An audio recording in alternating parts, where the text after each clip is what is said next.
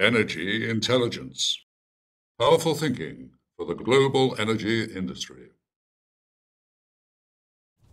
Mr. El-Badri, thank you for speaking to us, the Oil and Money Conference.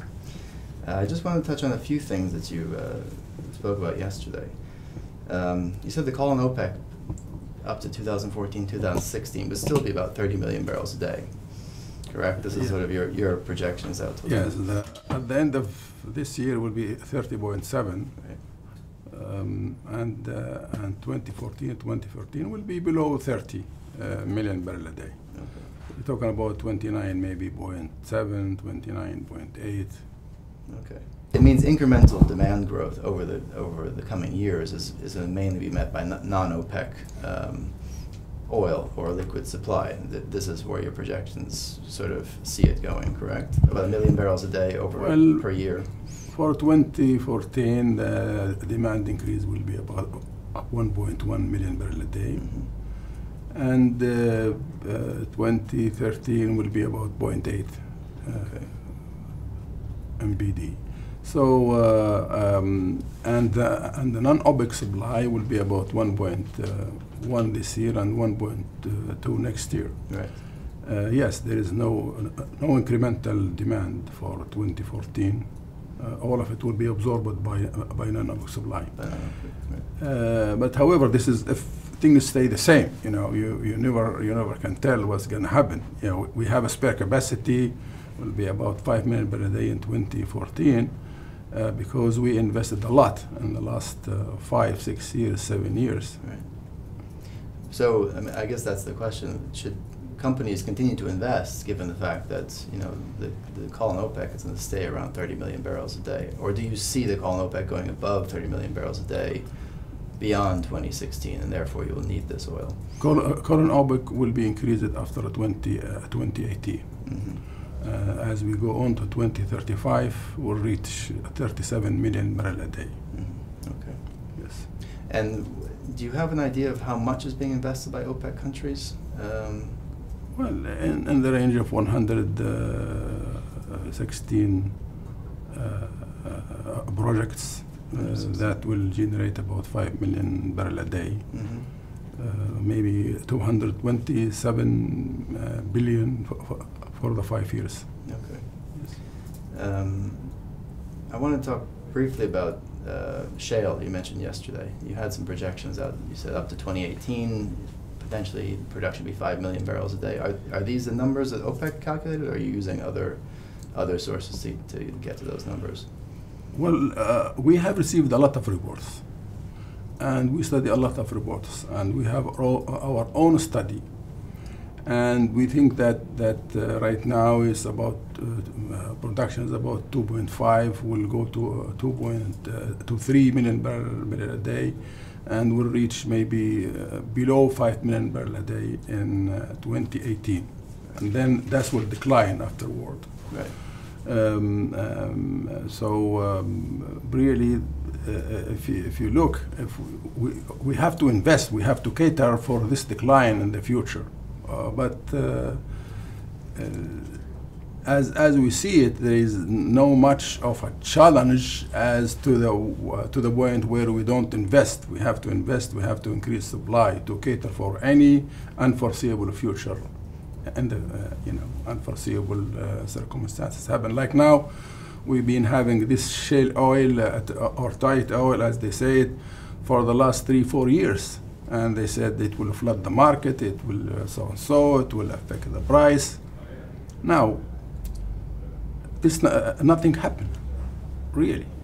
Price is still the same, did not affect that much of non-OPEC supply. Yes, it's increased, but not to the point where there is a destruction in demand or there is something happened to the price, no.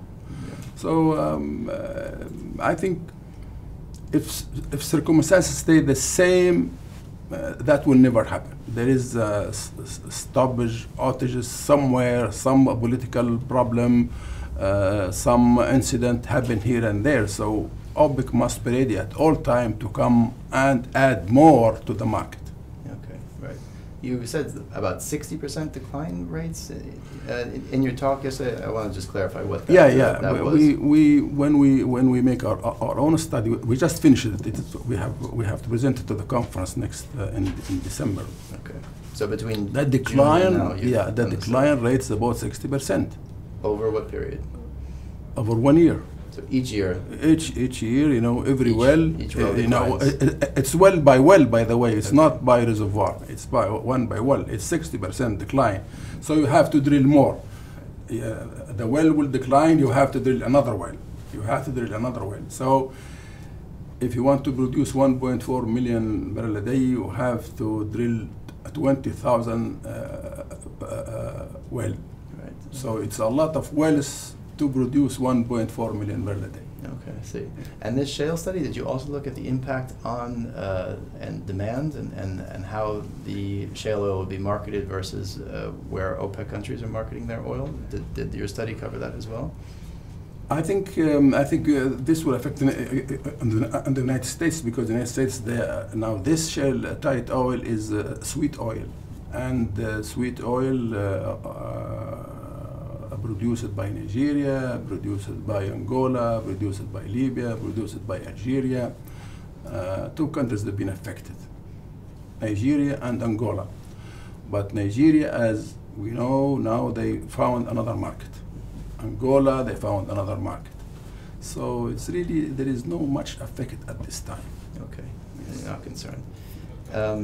On data, you started publishing direct communication. Is it time to move away from the secondary sources publishing, or will you continue to have both? No, we decided to publish both. Okay. Because we want to compare, the data we receive from our country, we receive the data from the secondary sources, we compare them together, and let the market decide. Okay. What we are interested is about the market, but the market believes will just let it. Okay. Yeah. Okay. Yes, Mr. Badri, given what's happening with shale oil, is there any discussion of maybe revamping your long-term strategy, the one that was done a few years ago, revisiting that in the light of what's happened in the market? Yes, we visit our long-term strategy, and we're gonna affect it. We're gonna adjust it by this tight oil. And is it going to be published again? Now we update it every 2 years, and we're gonna update it now maybe next year. Yes. And secondly, given what's happened in the region the last year, I mean, it's been really unprecedented, the disruptions, the political turmoil. Are there long-term fears about the call on OPEC and about the desire to invest in OPEC countries? Are you hearing that from investors and from your own member countries? No, unfortunately, this problem that happened in Libya and somewhere else, and that's why we always say, let us have a spare capacity. If something happened here and there, we can compensate, and that's what happened. We've been producing 30 million plus, and we produced now 30 million plus. Even Libya is out for some time, and Libya is still out, 50% now out, and the other 50% is being produced. But the market is not affected. The price stayed the same. Yeah, it went up a little bit, but then it come down. Okay. Mr. El-Badri, thank you very much for your time. We appreciate it. Thank you.